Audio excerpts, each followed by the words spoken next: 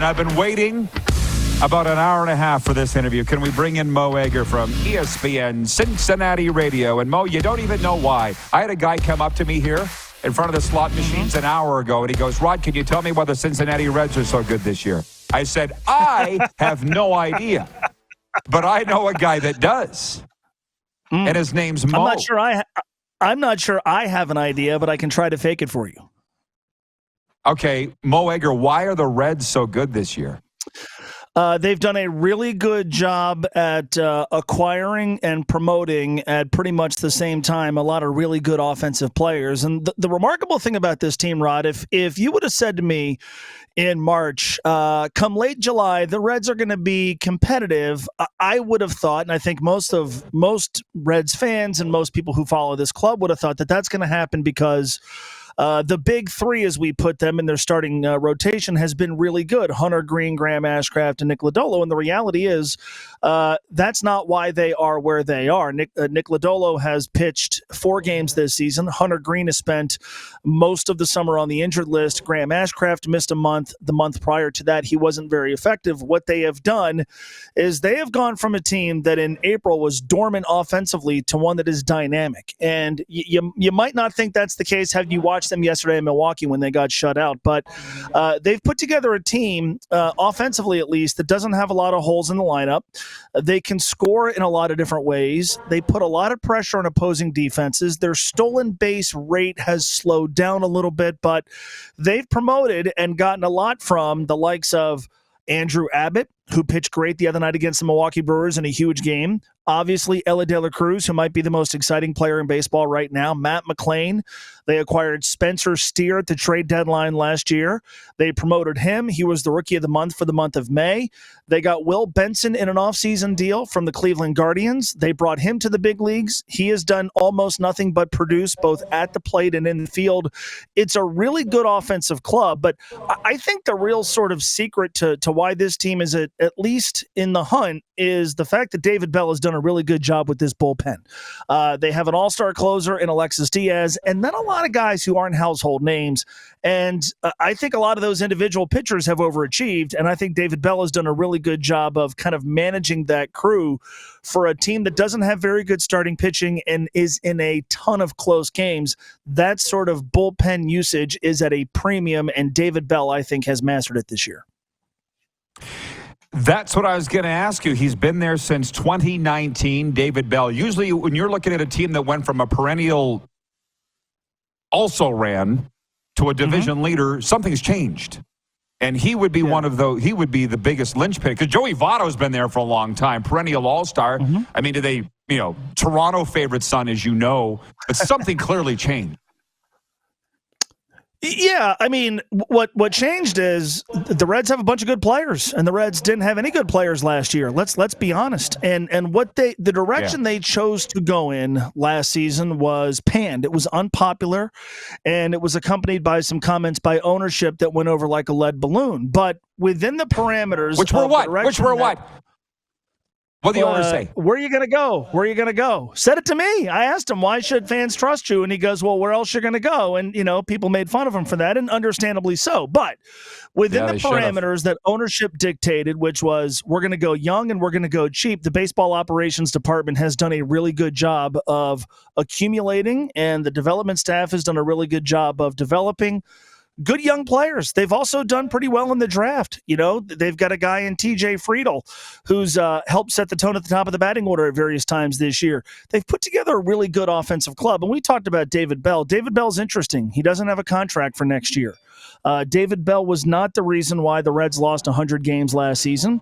And yet my fear was if they got off to a slow start, they were, in essence, going to scapegoat him. Instead, what has happened is this team has great chemistry. This team plays really well with and for each other. And I think those things, to a degree, are more a reflection of how good the manager is than what plays he calls or deciding when to hit and run or steal a base or bunt and stuff like that. I think David Bell deserves a contract extension, and one of the more interesting storylines as we go into the last 2 months of the season is going to be to see if he gets it. Yeah, well, it sounds like they're winning in spite of ownership. What he said to you tells me all I need to know about the owner. Well, I know. Hey, there were the comments by ownership, but okay, that's one thing, and I didn't like the comments. But I think if you injected truth serum into Phil Castellini and said, okay, could you go back in time? If you could go back in time, how would you have handled it? I think he would have been a little bit less combative and a little bit more. I think assuring, if that's a word, and telling fans, look, we're confident in what we have coming up. We know there's going to be some short-term pain. Stick with us. If you don't, we hope you come back by the time we're good, because we think we're going to be good in the not-too-distant future, and that's turned out to be the case. Yeah, fair. Well, so, speaking of all of that, switching to the NFL, which I know you thought you were coming here to talk on today. USA Today, I always love their records predictions going into the season, and they're usually pretty right. I don't agree with everything USA Today writes, but I do like their NFL coverage a lot.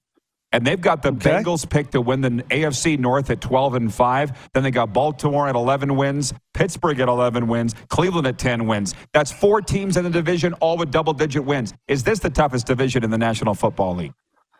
I think it is. I mean, look at the division top to bottom. You have 3 Super Bowl coaches. I think every team in the division right now, say what you want about Deshaun Watson as a guy, I think every team in the division right now feels like we've got our guy at quarterback. Now, the Baltimore Ravens have made that statement financially. The Browns have. The Bengals are going to.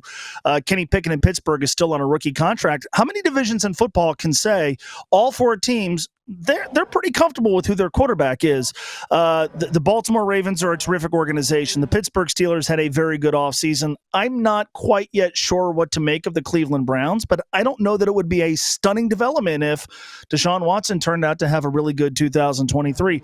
It's an extraordinarily tough division, which is why if you're a Bengals fan, we talked about that this offseason, you wanted Aaron Rodgers to go to the Jets, because what have the Bengals been able to do over the last couple of years? Well, they've won 2 division titles. They've won 22 regular season games, 5 games in the postseason. They've only hosted 2 playoff games. They haven't hosted the AFC Championship game. I think this year there's a premium on getting the 1 seed. How do you get the 1 seed? Well, you got to win your division first. That's going to be difficult to do. You also have to have the best record, which means you need the teams in the other divisions to beat each other up. I'm not sure that the Buffalo Bills would not have run away with the AFC East had Aaron Rodgers not been traded to the Jets. So I think that was an important development. But yes, I think the Bengals have a team that has got a very good chance of hoisting the Lombardi Trophy at the end of the year. Maybe you'll be in Vegas and you and I can hang out again. But in order to do so, and in order to get the 1 seed, which has eluded them, they're going to have to survive. Obviously, a tough schedule because they have Kansas City, they have Buffalo, they have the first place schedule. I think they're in the toughest division in the NFL. No doubt. Speaking of Super Bowl, did you end up going to Arizona last year? No, I went to Kansas City for the AFC Championship game. The Bengals lost. And then I drove back from Kansas City, which, boy, that was fun. So no trip to Arizona. I had my hotel booked. I was ready to go. I had no desire to be there if the Bengals weren't going to be there. So I'm doubling down on Vegas this coming February. Hey, trust me, I get it. I didn't go to Arizona either because I had to choose between the NHL All-Star game in Fort Lauderdale, which was Sunrise, which is 27 miles from my house, or the Super Bowl in Arizona. It was an easy choice.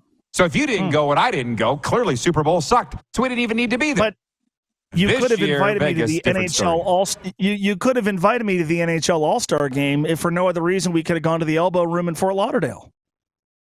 Very good. Well, there's always next year or the future for sure, Mo.